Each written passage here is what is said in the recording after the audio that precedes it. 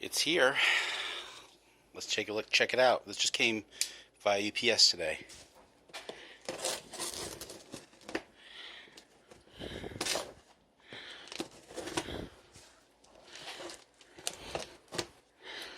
Let's see here.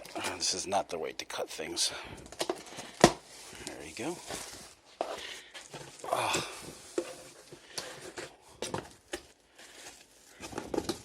Oh.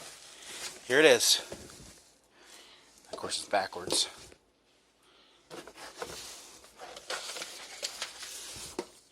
MX engine stands. This is what I'm going to put the engine on. Pretty excited about this. This allows me to work on it without having to be bent over or just setting it on a table, because motorcycle engines don't like to sit on tables.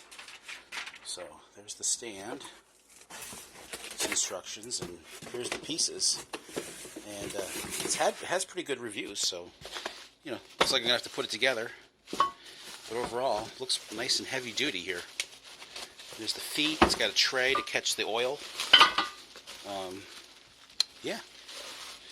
So I'm gonna get this together. That's gonna be a separate video. I just want to do a quick little video here for this engine stand that just came. So it came way faster than I thought it would. I got this off Amazon, and it was 120 bucks. So if you're looking to get one yourself, you know where you can get it. So here it is. Oh, look at that. It got damaged. I don't really care about all that, but come on. It was wedged underneath there. All right. Thanks for watching. That's just a quick, super duper quick video there.